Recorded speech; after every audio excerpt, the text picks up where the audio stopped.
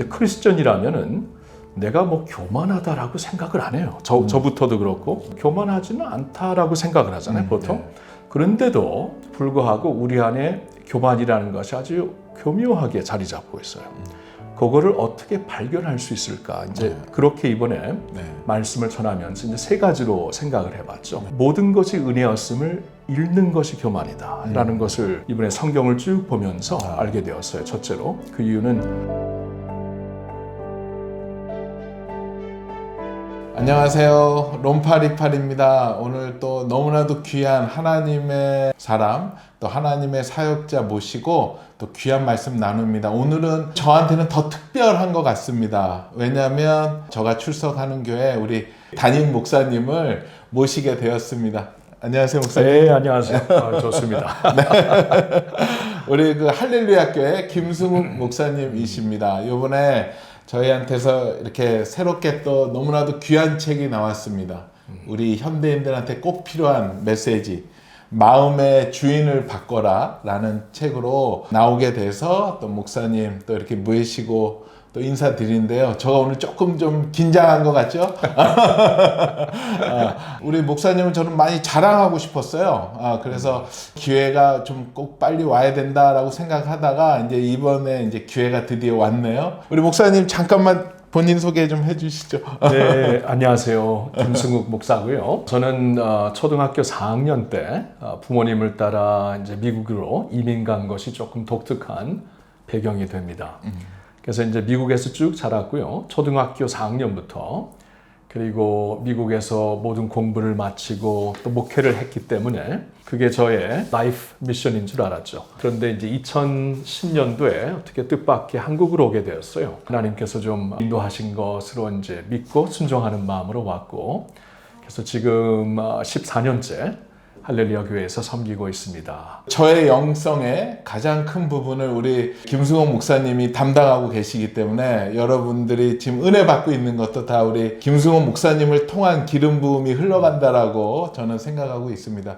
정말 우리 목사님 정말로 자랑스럽고 너무 순전하시고 너무나도 좋으십니다. 항상 은혜 가운데 있고요. 어디서부터 시작을 할까 고민을 하다가 목사님 미국에서 남가주 사랑의 교회에서 너무 목회를 잘하고 계셨고, 근데 거기에서 이제 할렐루야 교회에서 기도하고 초청을 했는데 잘 계시니까 당연히 오신다라는 것을 생각지 않으셨다라고 얘기 들었습니다. 네, 뭐 저도 그랬고요. 네, 저도 뭐 이렇게 떠나려는 마음이 전혀 없었고 또 그런 만한 이유도 없었기 때문에 물론 이제 처음 오퍼리 들어왔을 때 뭐 감사하다. 그러나 뭐 제가 떠날 마음이 없으니까.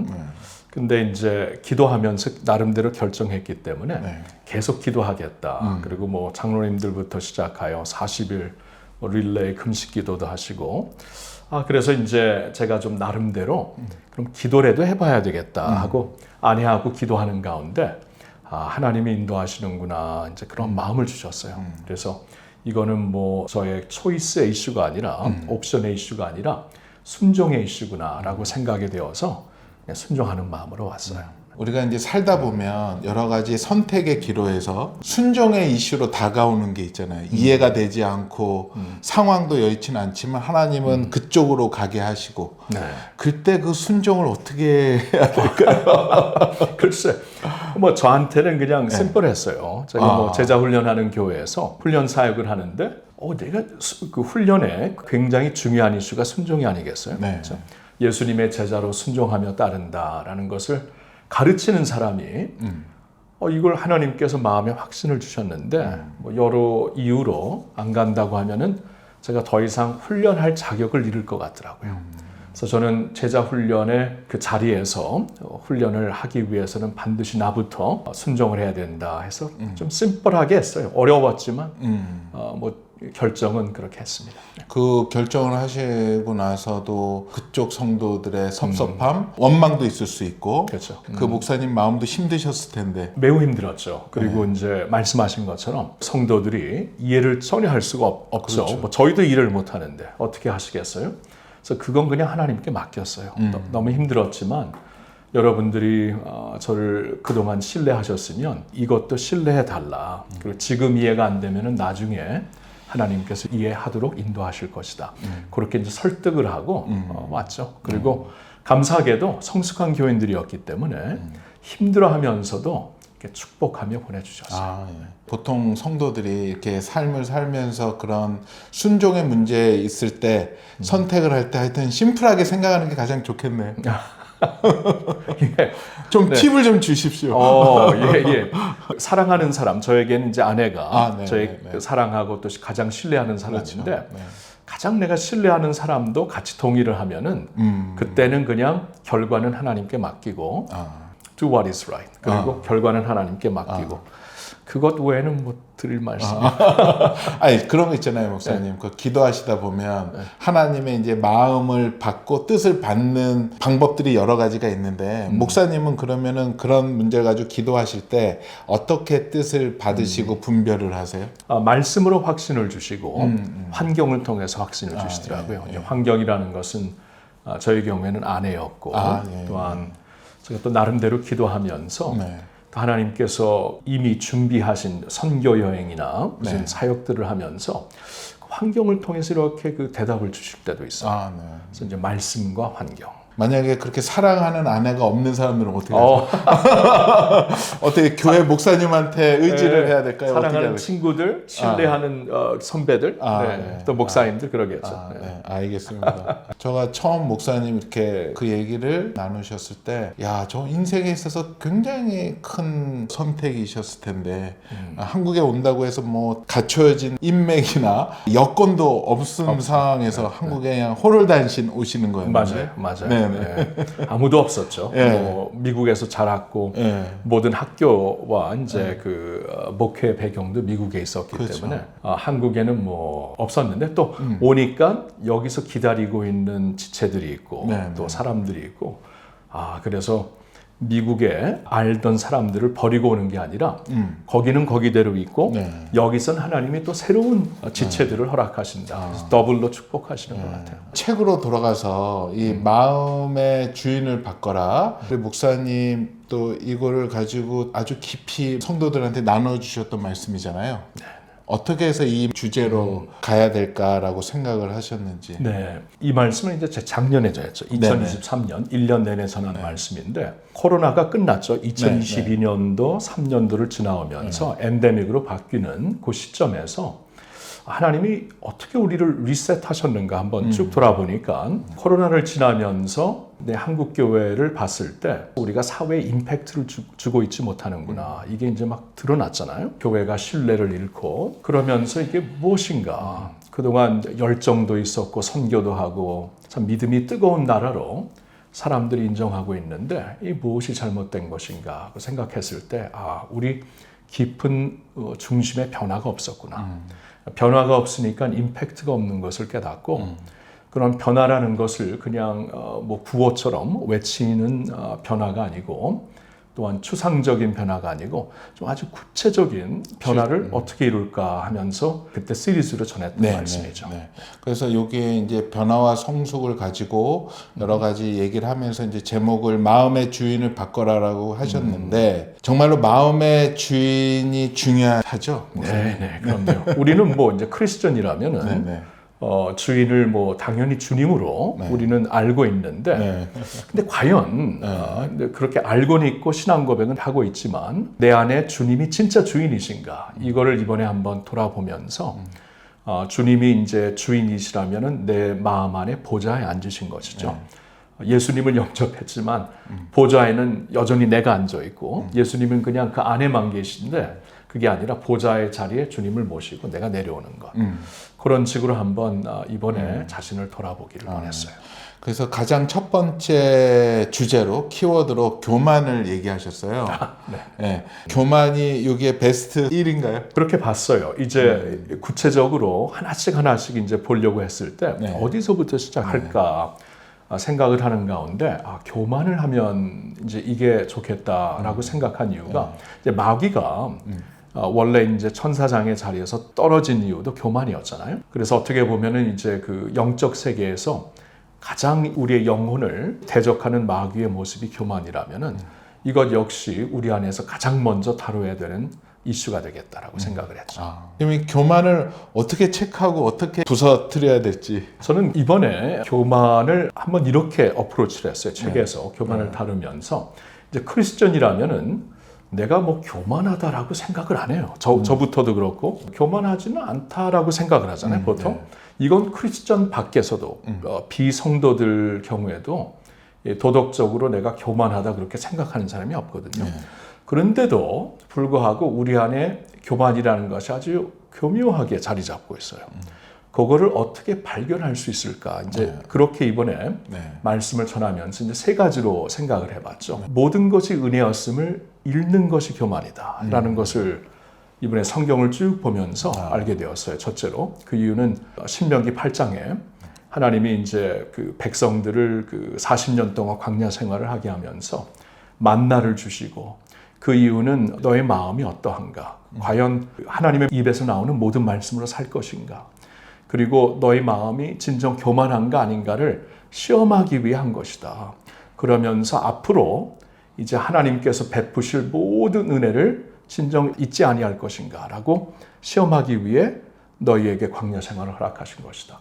그 말씀을 이렇게 묵상하니까 모든 것이 은혜였음을 잃어버리는 것이 그것이 교만이구나 라는 걸 좀 깨닫게 됐고요. 그리고 저한테 좀 개인적으로 이번에 이 교만에 대한 이슈를 좀 생각하면서 마음에 많이 와닿았던 것은 사람에게 인정을 받으려고 하는 것이 교만이더라고요. 그러니까 우리는 교만하지 않는다라고 생각을 하는데 우리 안에 교만이 자리 잡고 있는데 이걸 어떻게 할 수 있을까? 저를 보니까 사람의 인정을 받으려고 이걸 어디서 이제 통찰력을 얻었냐 하면은 사울의 경우 사울 왕이 처음에 이제 왕으로 지명을 받았을 때 겸손했잖아요. 근데 나중에 굉장히 교만한 사람이 되는데 그게 왜 그럴까 하고 봤더니 사무엘상 15장에 그 사울이 이제 아말렉을 완전히 이제 물리치는 그러한 그 과정에서 하나님은 모든 사람들, 모든 가축을 다 죽이라고 하는데 못 그러잖아요. 그리고 가축도 살리고 왕도 살리고 그 이유는 사람들이 그렇게 부탁을 해서 그렇게 했다라는 말씀이 있어요. 그리고 사무엘이 와가지고 그러한 이제 사울을 견책하고 이제 하나님이 너를 버리셨다 하는데 사무엘을 못 가게 해요. 못 가게 하면서 그 말씀을 보니까 사람들 앞에서 이스라엘의 장로들과 백성들 앞에서 나를 세워달라. 하나님이 지금 이렇게 질책을 하는데도 사람들 앞에서 나를 세워달라라고 하는 사울의 모습을 보면서 사람들의 인정을 받으려고 하는 것이 교만이구나. 저의 모습을 돌아봤을 때 그게 있더라고요. 사람들의 반응에 예민하고 또 설교 내용을 갖고 반응할 때 예민해지고 그게 알게 모르게 내 안에 교만이었구나. 저는 이 목사님 이 설교를 할 때 너무 은혜 받았고 매주가 힘들었습니다. 나쁜 의미의 힘듦이 아니라 저를 다시 한번 뒤돌아보는 너무나도 좋은 시간이었어요. 두 번째 탐심에 대해서 말씀하셨어요. 구절 한번 읽어드릴게요. 탐심을 다른 말로 말하면 욕심이다. 탐심은 타락한 인류의 가장 근본적인 모습이 된다. 본문인 창세기 3장 1절에서부터 5절을 보면 사탄이 첫 인류인 아담과 하와를 유혹하는 장면이 나온다. 사탄이 첫 인류인 아담과 하와를 무엇으로 무너뜨렸나 봤더니 탐심이다.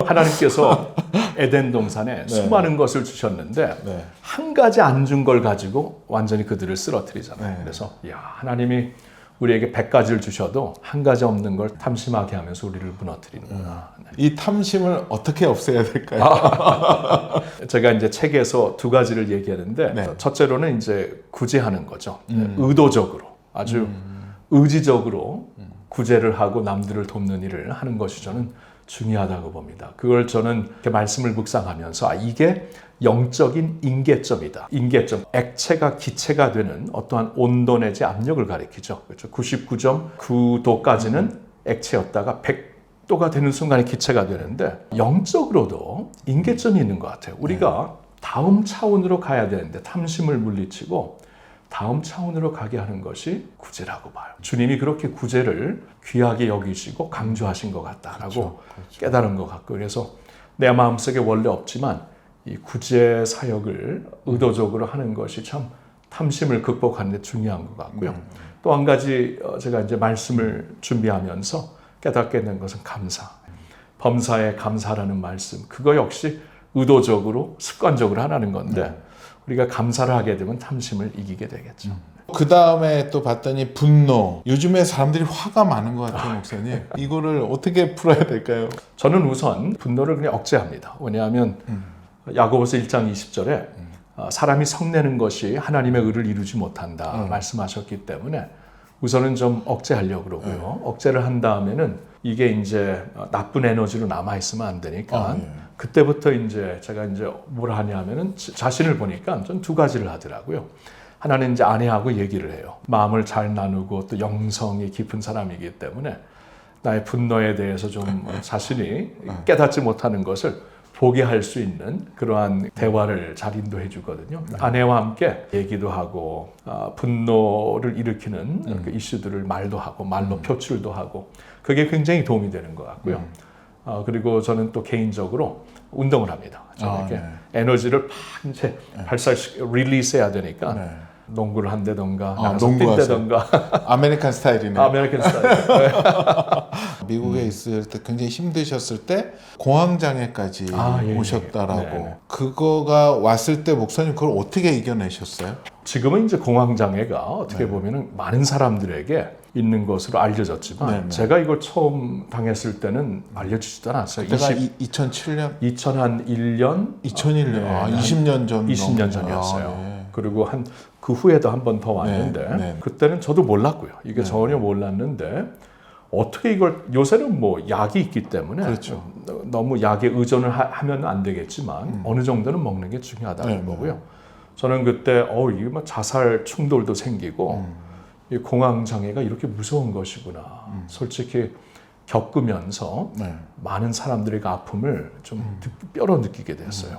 하여튼 저는 그때 이걸 어떻게 감당했는가 힘들었는데 사역으로 감당을 했고요. 할 일이 있으니까 하나님이 힘들어도 가게 하시고 또 하나는 언젠가 기도를 하는데 하나님께서 감사를 하게 하더라고요. 감사.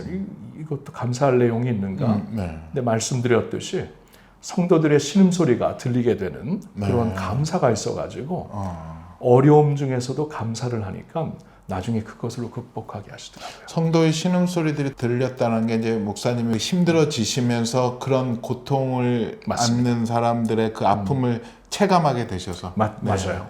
저는 그게 이해를 못했거든요. 크리스천들이 왜 저런 말을 하나. 그렇죠. 근데 제가 당해보니까 충분히 알겠어요. 그러면 요즘은 그런 분들 지금 혼자서 고민하고 있는 분들에게 혹시라도 조언을 해주실 수 있다면 어떤 말씀을? 저는 좀 카운슬링을 했으면 좋겠어요. 우리 교회에서도 상담 센터가 생기면서 제가 제일 먼저 갔어요. 왜냐하면 그래야 성도들이 갈 것 같아갖고. 그러니까 전문가한테 의뢰를 맞습니다. 해라. 전문가한테 의뢰를 하면서 상담도 받으시고 필요한 만큼 약도 좀 드시면서 지금은 이걸 꼭 안고 살 필요가 없고요. 이런 어려움이 있으면은 하여튼 사람들하고 나누면서 어려움을 같이 우리가 극복했으면 좋겠어요. 힘들지만 하나님께서 저를 고쳐주신 거 보니 그땐 약도 없고 아무것도 없었는데 사역과 감사로 그냥 고쳐주시더라고요.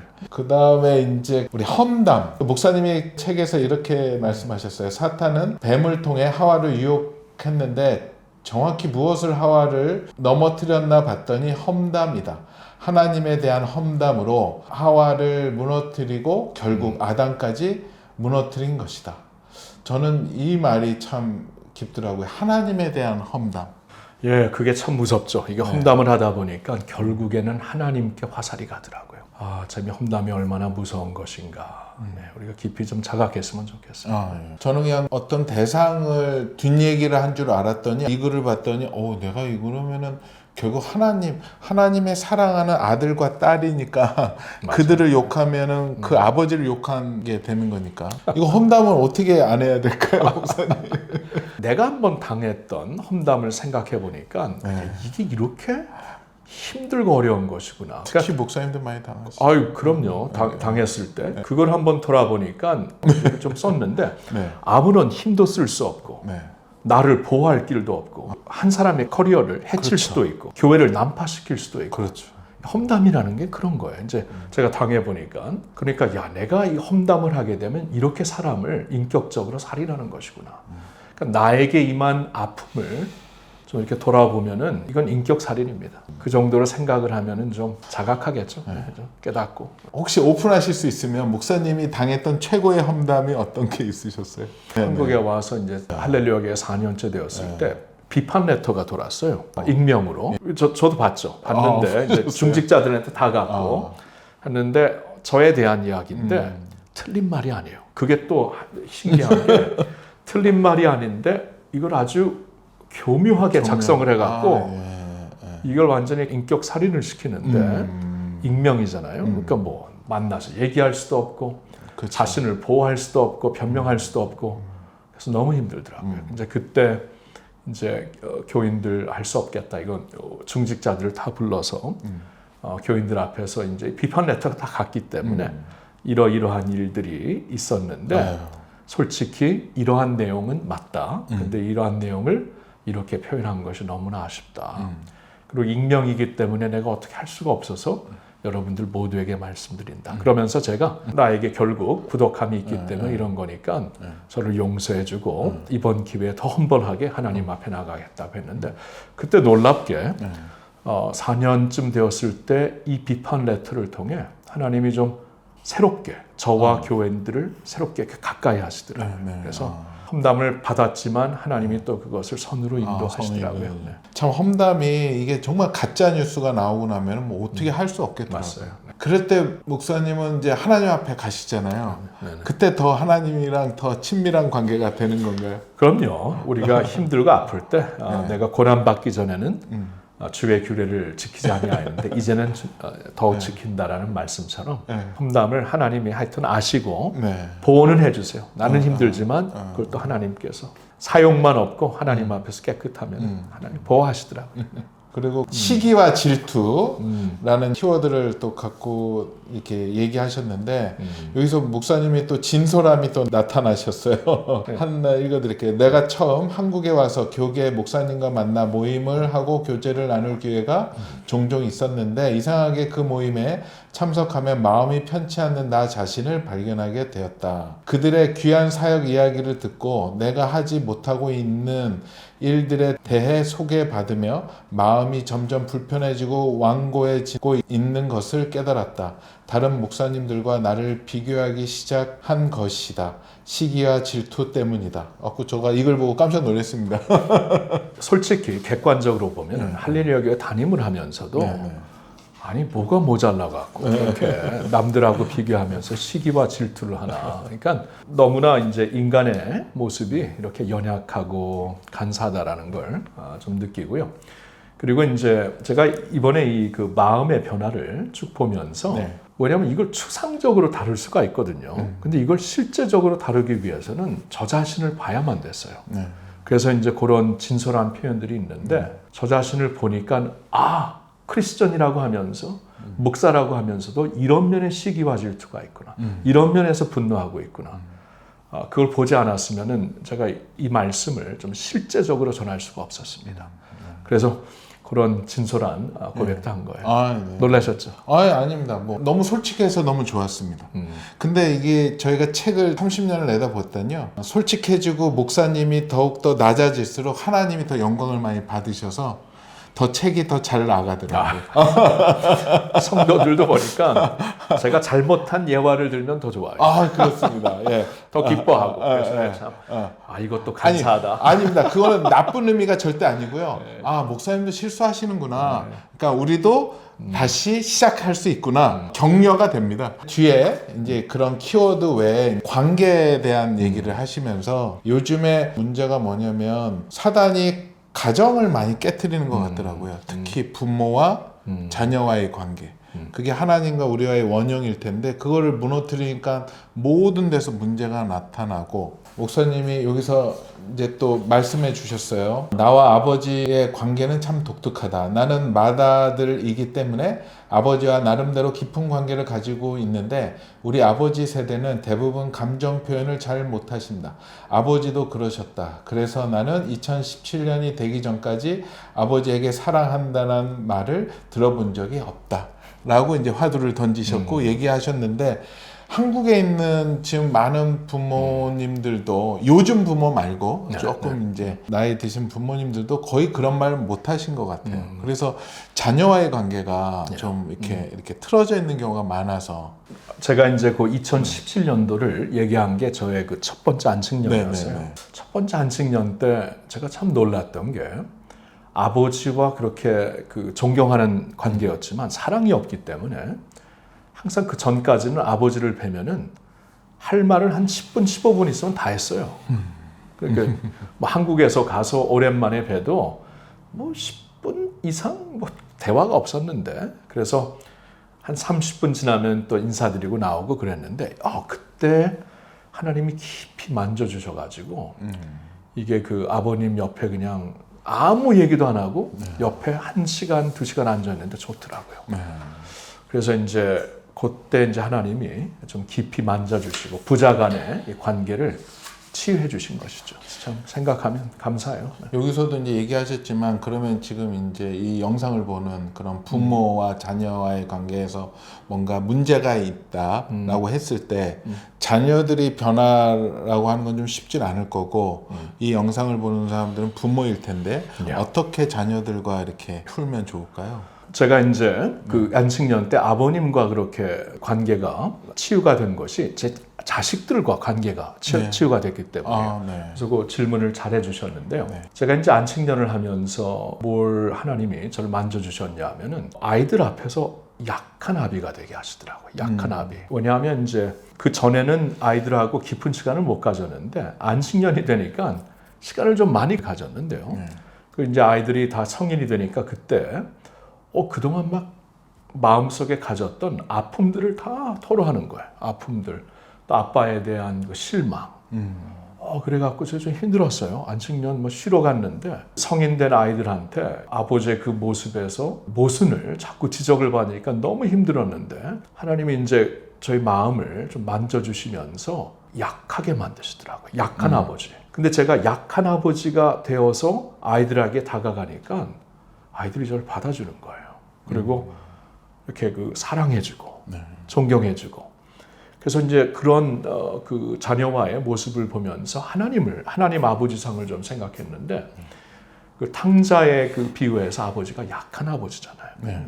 이게 어떻게 그러니까 아들을 버리지 못하고 계속 기다리고 그리고 아들이 보였을 때 막 달려가잖아요. 그 중동에서 남자들 달려가지 않잖아요. 로브를 입고 달려갈 수 없는 건데 약해지는 아버지의 모습으로 아들이 완전히 돌아오는 그게 하나님의 모습이라면은 우리가 약해지는 아버지의 모습을 좀 배워야 되겠다. 이제 그런 마음을 갖게 됐고요. 그래서 이제 아이들의 그런 그 뼈 아픈 말들을 그대로 듣고 고백을 하고 받아주고 했을 때 아이들과의 관계가 확 회복이 됐어요. 그러면서 저희 아버님과의 관계도 회복을 시키시더라고요. 그래서 참 저희 부모님에게 아버지들에게 특별히 말씀드리고 싶은 것은 자녀들에게 다가갈 수 있는 좀 약한 아버지가 되시라는 것입니다. 근데 그 약한이라는 그 의미가 그러니까 그들의 말을 들었을 때 다 수용해주고 이해해주고 사과하라는 그런 맞습니다. 개념의 맞습니다. 약한 아버지. 인정하고 나의 그 부족함을 있는 그대로 받아들이고 그들의 이제 양해를 구하고 아빠가 그러면 그런 면에서 좀 더 노력해 보겠다라는 노력을 진정으로 하고 그랬을 때 많이 변화가 됐어요. 목사님 이렇게 뵈면 하나님을 경외하는 영역에서는 굉장히 철저하시고 너무나도 그거에 대한 마음이 있으신 거를 느껴져요. 우리 목사님만의 하나님을 경외하는 방법 어떤 게 있을까요? 하나님의 사랑을 깊이 누리고 하나님의 주권을 그대로 받아들이는 게 이제 하나님 경외의 베이시스가 되더라고요. 하나님이 나를 사랑하시고 나를 위하신다면 나는 안전하다. 그래서 나는 그 사랑 안에서 늘 하나님을 만끽하며 살겠다. 하나님의 사랑 그리고 하나님의 주권. 나의 계획이 안 될지라도 내가 원하는 바대로 이루어지지 않을지라도 하나님의 주권이 내 삶을 붙잡고 계시다면 나는 안전하다. 그럼 그 하나님의 주권을 나는 인정하면서 그 안에서 뭐 누리겠다, 감사하겠다. 저한테는 이제 사랑과 주권이 되는 거예요. 사람들이 이제 다들 그 믿음의 선배들 또 하나님의 사역자들의 기도를 되게 궁금해해요. 어떻게 기도 생활을 하고 어떻게 하나님과 소통하는가. 목사님은 어떤 식으로 이렇게? 잘 못해요. 저희가 봤을 때 이제 저는 그 면을 좀 아내한테 배우고 싶고, 기도 잘하시는 분들한테 배우고 싶고. 근데 이제 제가 이제 한 가지 요사이 더 하려고 하는 기도할 때 하는 것은 기도는 이제 소통인데 좀 소통을 내가 시작하는 소통의 기도가 아니라 하나님이 시작하는 소통의 기도로. 그러니까 리액션이죠. 리액션. 그러니까 말씀을 갖고 기도하고 말씀을 보고 깨달은 것을 가지고 기도하고 말씀의 어떠한 그 문장을 가지고 기도하고 그러니까 소통이 나로부터 시작되는 기도가 아니라 하나님으로부터 시작되는 소통의 기도. 이게 참 요사이는 제 마음에 와닿는 기도인 것 같아요. 네. 항상 말씀과 기도로 거룩해진다라고 했는데 우리 성도들이 크리스찬들이 말씀을 볼 때 어떤 관점으로 보면 좋을지 한번 말씀해 주신다면. 그 말씀을 보면서는 항상 그 저의 삶에 저의 상황에 지금 하나님께서 무슨 메시지를 주시는가 거기에 이제 많이 그 기울이면서 말씀을 보고 있어요. 그래서 이제 제가 볼 때는 신학을 떠나서 어떠한 그 설교의 흐름 또 말씀의 흐름을 떠나가지고 순수하게 이 말씀이 어떻게 보면 콘텍스트하고 안 맞을지라도 성경적으로는 그 나의 콘텍스트에게 주시는 말씀이 무엇인가. 하나님이 가장 기뻐하시는 일은 목사님은 무엇이라고 한번 생각을 해보세요. 저는 요사이 하나님이 참 기뻐하는 것은 제가 좋은 팔로워이 되는 것. 좋은 팔로워. 그러니까 예수님을 잘 사랑하고 잘 따르고 잘 닮아가는 것. 저는 이걸 요사이 많이 value하는 것 같아요. 전에는 뭐 사역, 열정, 충실 이런 데 앞섰으면 이제는 following. 예수님 잘 믿고 잘 사랑하고 잘 닮아가는 것. 목사님 미국에서 생활을 하셨고 뭐 지금도 또 간간히 소식을 들으시면서 한국 교회도 보실 텐데 외국과 미국과 특히 한국 교계를 영적인 흐름을 보실 때는 어떤 시각으로 혹시 보시는 게 있으세요? 그런 것 같아요. 이제 말씀을 준비하다 보니까 하나님께서 지금 이 말씀을 어떻게 지금 무슨 프레임으로 준비하게 하시는가 이제 기도하면서 그걸 느끼게 되잖아요. 지금 그 기류는 본질로 더 들어온 것 같아요. 본질. 예수를 믿는다는 본질이 무엇이고 교회의 본질이 무엇이고 전에는 열매, 성과, 세상에 보일 수 있는 이것에 더 초점을 뒀다면 이제는 특별히 팬데믹이 지나면서는 본질로 돌아온 것 같아요. 그래서 저는 요사이 굉장히 개인적으로 하나님께서 챌린지를 주시는 게 좋은 팔로워가 되어라.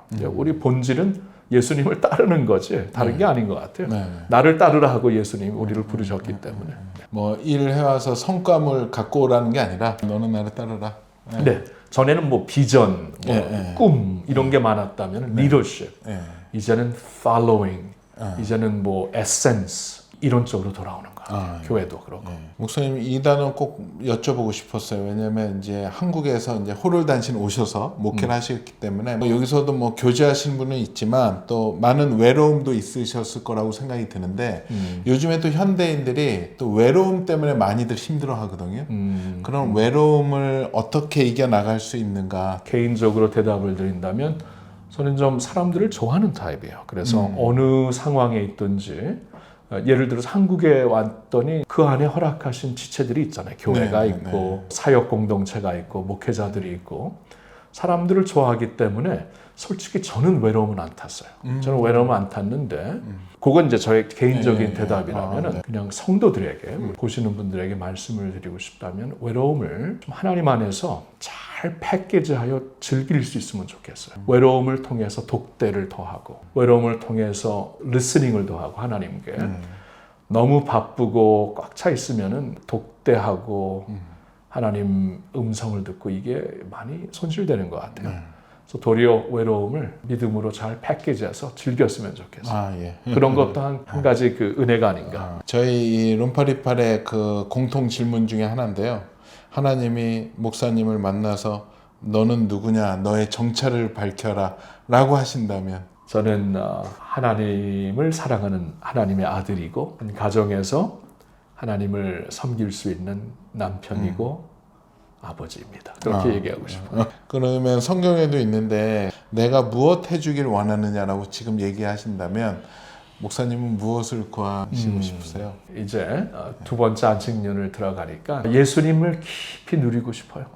저는 그걸 이번 안식년 때 예. 예수님을 그냥 지금까지 알았던 레벨이 아니고 네. 조금 더 깊이 들어가서 더 많이 알고 예. 즐겼으면 좋겠습니다. 그럼 안식년 갔다 오신 다음에 한 번 더 출연하셔야 되겠네요. 그 깊이 누리신 예수님을 또 흘려보내 주셔야죠. 오케이. 부담이 생겼네. 아닙니다. 목사님 마지막으로 이 마음의 주인을 바꿔라 이 책을 보실 분들에게 꼭 이거는 하나는 건져가야 된다라고 한다면 어떤 거를 꼭 받아갔으면 좋으실 것 같으세요? 나는 진흙 주님은 토기장이. 결국에 내 마음의 주인을 바꿔서 내 마음이 변화되는 것은 결국엔 하나님의 은혜로 하나님이 하셔야 됩니다. 그러니까 가장 중요한 것은 나의 열정, 나의 결단, 나의 어떠한 그 새로운 마음 자세도 중요하지만 결국에는 하나님께서 돌 같은 마음을 제거하시고 살 같은 마음을 주시겠다고 약속을 하셨기 때문에 살 같은 마음이 될 수 있도록 나는 아주 부드러운 진흙이 하나님의 말씀으로 물이 묻혀져 갖고 부드러운 진흙이 되셔서 하나님이 여러분들을 만져갈 수 있도록 Let God change you. 아멘. 아멘.